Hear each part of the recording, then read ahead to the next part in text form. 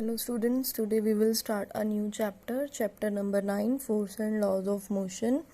For this we will discuss various terms like force.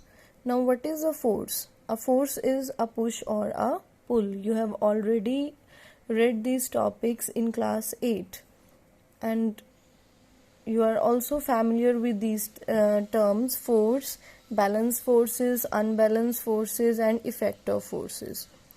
So next topic we will discuss effects of force. First is force can move a stationary object. Second point, force can stop a moving body.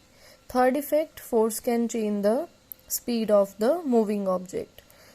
Fourth, force can change direction of the moving body. And the last one is force can change shape and size of the body. In class 8 you have read all these things in detail, so I am just discussing it in a brief way. Next is balance forces. If resultant of all forces acting on a body is 0, the forces are said to be balance forces. For example, if we take the example of a block is kept on the table, and on both sides, left and right side of that block, rope is tied, and both sides the block is, and from both sides the block is pulled with a force of 5 Newton from each side. So will the block move or not? The answer is the block will not move. Why? Because equal and opposite forces is acting on it, which are cancelling each other effect. So no movement in the block will be there. Another example, in case of tug of war or rope pulling, when forces exerted by two teams on rope are balanced, means equal and opposite forces acting, then the rope does not move in either direction. Means if in the game of tug of war, if both the teams are applying equal and opposite force, then there will be no movement. Next is unbalanced force. If the resultant of all the forces acting on the body is not 0, then the force is said to be unbalanced force. For example, in tug of war, if one team suddenly releases the rope, then what will happen? Then unbalanced force will act on the other team, due to which it falls backward. Next we will discuss Newton's law of motion. Now Newton has given us 3 laws of motion to describe the motion of the bodies, and these laws are known as Newton's laws of motion. Let's discuss first law of motion. According to first law of motion, a body continues to be in a state of rest or motion until and unless an external force is applied on it. For example, suppose you have kept a block on the floor, and the tendency of the block will be to be in the state of rest until and unless an external force is applied on it. It means when you will apply force on the block to move it, you'll push it to move the block, only then it will move, otherwise it will not move. It will remain there, it will be lying there until and unless you apply force on that block. Next term is inertia. Now inertia is the internal property of the body due to which it resists change in the state of rest or of uniform motion. It means if the definition is quite similar to the first law of motion. Here again, if the body is at rest, the tendency means strong desire or wish of the body will be to remain at the state of rest only, or if the body is in motion, the tendency of the body to remain in the motion only. For example, a ball is rolling over the ground and it stops after some time. Now as you can see, no external force is applied, then why ball is stopped? Here external force is force of friction between the floor, between the ground and the ball, which acts on the ball to stop its motion.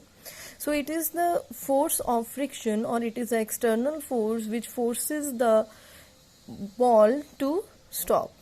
Otherwise the tendency of the ball is to be in motion. Next is mass is the measure of inertia of the body. means greater the mass of the body and more will be the inertia. Example number 1, stone has more inertia than a football. Obviously stone is heavier than football, so it will have more inertia. Similarly, a cricket ball has more inertia than rubber ball of the same size. Cricket ball is heavier than the rubber ball of same size, so it will have more inertia. This is the reason that the first law of motion, Newton's first law of motion, is also called law of inertia. Next we will discuss an example. Here you can see a diagram. In a diagram, what you have taken a tumbler, glass tumbler, then a square card and a coin is kept over that. What you will do, you'll take a glass tumbler and you'll take a square card, put it over it, and you'll keep a coin over that. So we take a glass tumbler and place a thick square card on its mouth. A coin is then placed above this card in the middle. Now what we will do, let us flick the card hard with our fingers. How we can flick it? Like this is the card and we'll flick it like this with our fingers. On flicking the card will move away, but the coin drops into the glass tumbler. Now why this happens? This happens because both the card and the coin are in the state of rest earlier. Then due to this, the card moves away. When you will flick the card will move away. Why? Because the force acts on the card changes its state of rest to that of motion. Now due to this, your card move away from the mouth of the glass tumbler and the coin fell into the tumbler. The force of our flick does not act on the coin. So the coin continues to be in the state of rest of motion due to inertia. So again, when the card is flicked, it moves away. The coin falls into the glass tumbler because it tries to maintain its state of rest due to inertia. See, you can see in the figure the card flies away and the coin falls into the glass tumbler. Second example we can discuss, when a hanging carpet is beaten with a stick, dust particles start coming out of it. Now why this happens? This happens because force of sticks makes the carpet move to and fro. When you beat the carpet with the stick like this, it will move to and fro. It moves like this slightly, but dust particles has the tendency to remain at the rest, so due to inertia they separate from the carpet. Next is third example, when a tree is shaken vigorously, its fruits and leaves fall down. Why? It happens because when the tree is shaken vigorously, its branches moves to and fro slightly, but the fruits and the leaves have the tendency to remain at rest. So due to the inertia, they detach themselves from the tree and they fell down. Next is, when a car or bus starts suddenly, the passenger fall backward. Why? Now when the car or bus starts suddenly, suppose the car or bus starts suddenly and the person is standing in the bus, and when it earlier both have same inertia, that is the inertia of rest. When the bus starts suddenly, the lower part of the body of the passengers start moving with the bus instantly, but the upper part of the body tend to remain at rest. So he fall backward. So again, when a car bus starts suddenly, the passenger fall backward. Why? Because of inertia, the passenger tend to remain in their state of rest even when the car started moving. Next is, when the running car or bus stops suddenly, the passenger are jerked forward. Now why this happens? So suppose earlier both car and the person sitting in the car or bus, they were moving. Now when the bus stops suddenly, then what will happen? Our foot or the foot of the passenger, they will stop instantly because it is in contact with the floor of the bus and it stops suddenly, but the upper part of the body tend to remain in the same motion only. So we fall forward. We get a jerk forward. So due to the inertia of passenger tend to remain in their state of motion even though the car or bus has come to rest. When a car or bus turns a corner sharply, we tend to fall sideways. Now why this happens? This happens because of inertia of direction. Earlier, suppose the car or the bus is moving in a particular direction, so the person sitting in that car or bus, it is also having the same inertia of direction.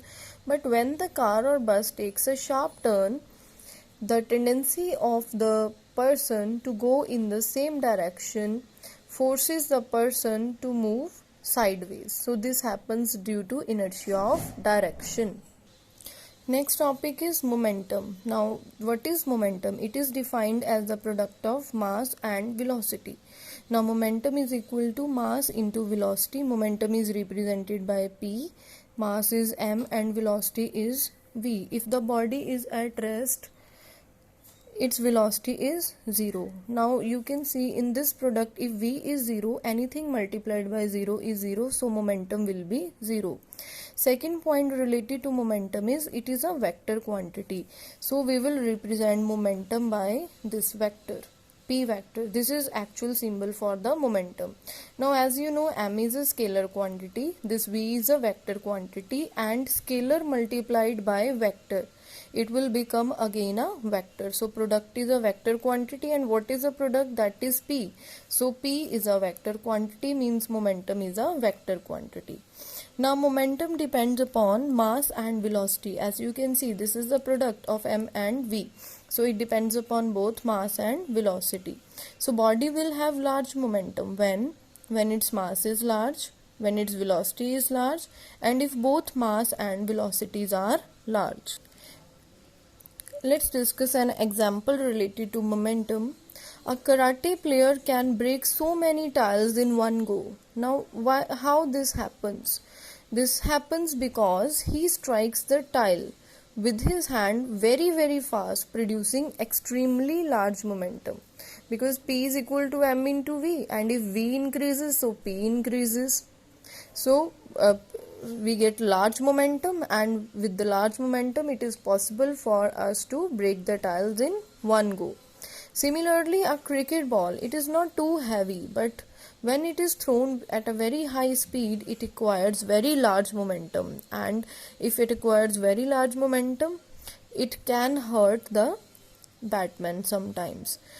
A numerical based upon momentum.